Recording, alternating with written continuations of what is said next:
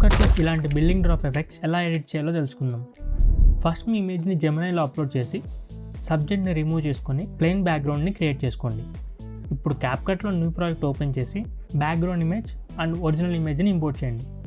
ఇప్పుడు మీ ఒరిజినల్ ఇమేజ్ని సెలెక్ట్ చేసి రిమూవ్ బీజీ టూల్ ఓపెన్ చేసి ఆటో రిమూవల్ క్లిక్ చేస్తే బ్యాక్గ్రౌండ్ రిమూవ్ అవుతుంది. తర్వాత ఓవర్లే సెలెక్ట్ చేసి ఇమేజ్ని వీడియో స్టార్టింగ్లో ప్లేస్ చేయండి. ఇప్పుడు ప్లే హెడ్ని కొంచెం ఫార్వర్డ్ చేసి కీ ఫ్రేమ్ యాడ్ చేయండి. మళ్ళీ స్టార్టింగ్ పొజిషన్కి వచ్చి ఇమేజ్ని టాప్లో ప్లేస్ చేయండి. నెక్స్ట్ గ్రాఫ్ ఓపెన్ చేసి క్వాడీస్ కర్వ్ అప్లై చేస్తే స్మూత్ డ్రాప్ ఎఫెక్ట్ రెడీ అవుతుంది. ఇప్పుడు డస్ట్ ఎఫెక్ట్ని యాడ్ చేసి ఎగ్జాక్ట్గా ఇంపాక్ట్ అయ్యే దగ్గర ప్లేస్ చేయండి. ఈ బ్లాక్ పార్ట్ని రిమూవ్ చేయాలంటే స్ప్లైస్ ఆప్షన్ ఓపెన్ చేసి లైట్ అని సెలెక్ట్ చేస్తే బ్లాక్ పార్ట్ మొత్తం రిమూవ్ అవుతుంది. అండ్ సౌండ్ ఎఫెక్ట్స్ యాడ్ చేశాక ఫైనల్ రిజల్ట్ ఇలా ఉంటుంది. అండ్ ఈ వీడియోలో నేను యూజ్ చేసిన యాసెట్స్ లింక్ డిస్క్రిప్షన్లో ప్రొవైడ్ చేసా, చెక్ చేయండి.